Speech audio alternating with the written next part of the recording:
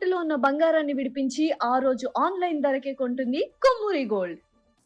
నమస్తే, welcome to Suman TV. నేను పద్మిని. ప్రస్తుతంతో పాటు ప్రముఖ ఆధ్యాత్మికవేత్త, వాస్తు జ్యోతిష పండితులు, లలిత ఉపాసకులు, వాస్తు జ్యోతిష శిక్షణ నిపుణులు బ్రహ్మశ్రీ నానాజీ పట్నాయక్ గారు మనతో పాటు ఉన్నారు. మాట్లాడదాం. నమస్కారం అండి. శ్రీమాత్రే నమః. సార్, సర్వసాధారణంగా మనం చూస్తూ ఉంటాం, ఎవరైనా పెద్ద పెద్ద పీఠాధిపతుల దగ్గరికి మనం దర్శనానికి వెళ్ళినా ఖచ్చితంగా వాళ్ళని ముట్టుకోనివ్వరు. అవునండి. కదా సార్, ఆపుతారు, ముట్టుకోవద్దు, అందున పాదాలని మాత్రం ఎటువంటి పరిస్థితుల్లో ముట్టుకోవద్దు అని చెప్తారు కదా సార్. సో అలా ముట్టుకోకుండా ఉండడానికి అంటే ఎందుకు ఎవరిని అలా ముట్టుకోనివ్వరు?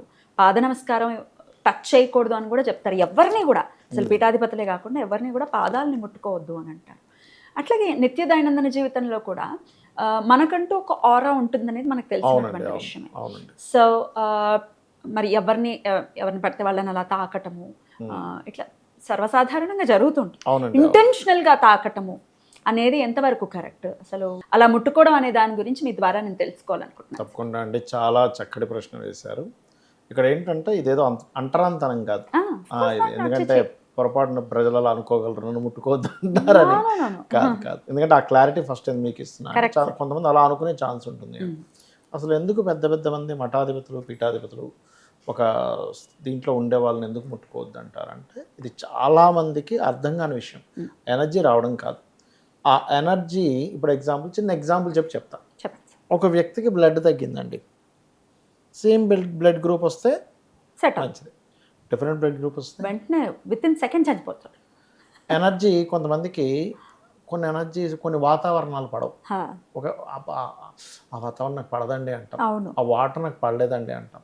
ఏంటి నీ లోపల ఒక నీళ్లు పడే యోగం ఉంది, ఒక నీళ్లు పడంది ఉంది నీ శరీర తత్వంలో. అలాగే కొన్ని వాతావరణాలు పడే ఉన్నాయి, పడని ఉన్నాయి. నీకు రక్తం ఎర్రగా కనబడ్డా సేమ్ రక్తం పడట్లేదు.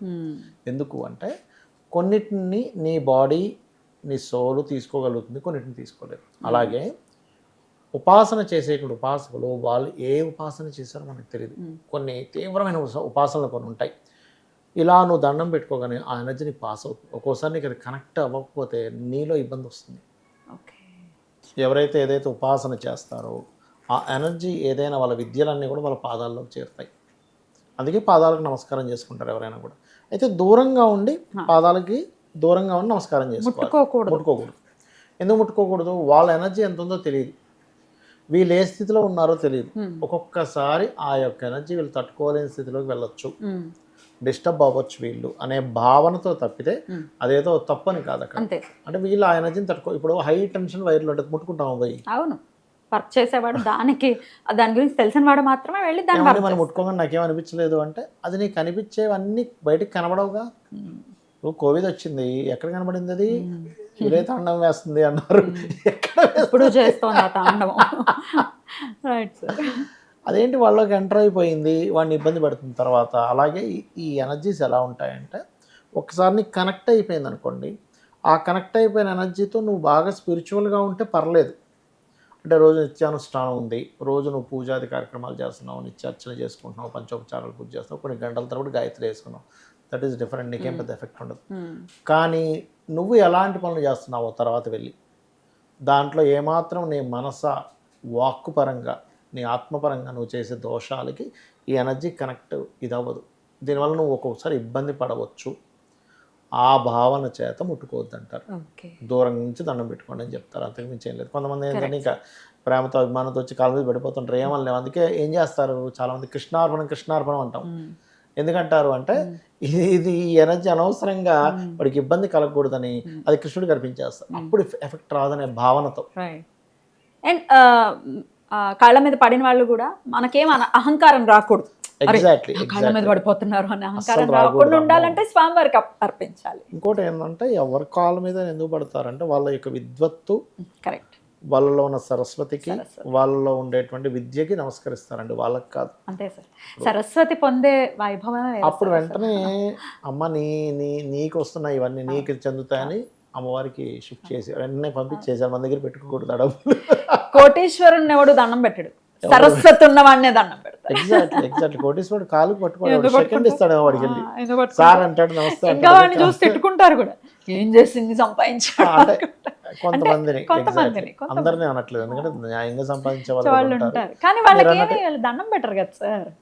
కాకపోతే కొంచెం పెద్ద ఆఫీసరు కబ్బో చాలా స్ట్రిక్ట్ గా ఉంటారు, ఇవి వేరు. కానీ అంటే మీకు భక్తి భావన కలగదు.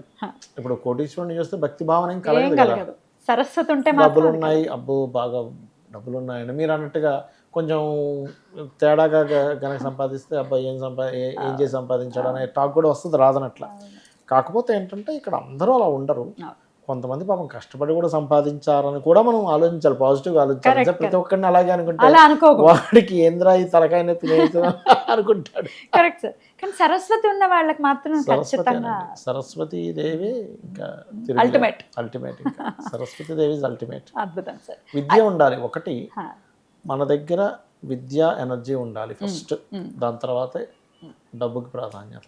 ఎప్పుడు కూడా మీకు డబ్బు ఉండొచ్చు, పోవచ్చు, ఎవడైనా ఎత్తుకెళ్ళిపోవచ్చు, ఎవరైనా కబ్జా చేయొచ్చు, కానీ ఇవి సరస్వతిని కూడా పట్టుకుపోలేడు. అవును, ఇంకా పంచుతున్న కొద్దీ పెరుగుతూ ఉంటుంది. అద్భుతం సార్. అయితే ఇది పీఠాధిపతులకి ఇట్లా ఉపాసన, మీలాగా ఉపాసన మార్గంలో ఉన్న వాళ్ళకి. నిత్య దైనందిన జీవితంలో మన ఫ్రెండ్స్ అనో లేకపోతే మన కలీగ్స్ అనో ఉంటూనే ఉంటారు కదా, షేక్ హ్యాండ్స్ ఇవ్వటము ఇట్లా రకరకాలుగా ఉంటాయి. షేక్ హ్యాండ్ ఇస్తే కూడా కొన్ని కోట్ల బ్యాక్టీరియా అనేది ట్రాన్స్ఫార్మ్ అవుతుంది అనేది షేక్ హ్యాండ్ కాదు, నమస్కారం చేసే సంస్కృతి. సో ఇట్లా కూడా ఒకసారి చెప్పండి సార్, ఇట్లా టచ్ చేయటం అనేది ఎంతవరకు? అంటే మనది ఎందుకు షేక్ హ్యాండ్ ఇవ్వము, నమస్కారం ఎందుకు చేస్తాము అంటే, ఒకటి జ్యోతిష్ శాస్త్రపరంగా థర్డ్ హౌస్ అండి ఇది. చేతులు ఇది మూడో భావం. మూడో భావంలో జ్యోతిష్ శాస్త్రంలో ఏముంటాయి? పౌరుషము, పరాక్రమము, దారిద్రము, కమ్యూనికేషన్స్ ఇవన్నీ ఉంటాయి. ఈ రెండు, దారిద్రం కూడా థర్డ్ హౌస్ లోనే ఉంటుంది. దారిద్రము ధైర్యము రెండు ఉంటాయి, అందుకే ధైర్యం లేనివాడికి దారిద్రం ఉంటుంది. కరెక్ట్. ధైర్య సాహసే లక్ష్మి వస్తుంది. ఓకే, సో అందుకని థర్డ్ హౌస్ లో ఉంటుంది. ఇప్పుడు మనం ఏం చేస్తాము, ఈ రెండు చేతులను ఇట్లా ఒకసారి చేసి నమస్కారం చేస్తాం. ఇక్కడ ఏమవుతుంది, క్యాన్సిలేషన్ అయిపోతుంది దారిద్రం. నువ్వు నమస్కారం చేసుకుని దారిద్రం క్యాన్సిలేషన్ అయిపోతుంది. రెండు థర్డ్ ఇస్తే ఏమవుతుంది, వాడి వీడి దరిద్రాలు చుట్టుకుంటాయి. ట్రాన్స్ఫార్మింగ్ కదా. అయితే నేను అనేది ఏంటంటే, ఇది వెస్ట్రన్ కల్చర్, షేక్ హ్యాండ్ ఇచ్చుకోవడం అంతా కూడా. ఇప్పుడు వాళ్ళు కూడా నమస్కారం చేస్తున్నారు. అవును సార్. అయితే ఇక్కడ ఎందుకు నమస్కారం చేయాలి ఏమిటి అంటే, మీరు గమనించండి. అంటే నేను మీకు ఇప్పుడు చెప్తున్నానని ఒక్కసారి మీరు మీ తల్లిదండ్రులకో లేకపోతే మీ గురువులకో లేకపోతే మీరు ఒక దేవత అనుకోండి, ఏదైనా ఆలయానికి వెళ్ళి ఇలా నమస్కారం పెట్టి చూడండి. ఒక్క 2 నిమిషాలు పెట్టుకుని అలా ఉండండి. మీ మనసులో ఉండే ఇది చాలా మటుకు మార్పు వస్తుంది.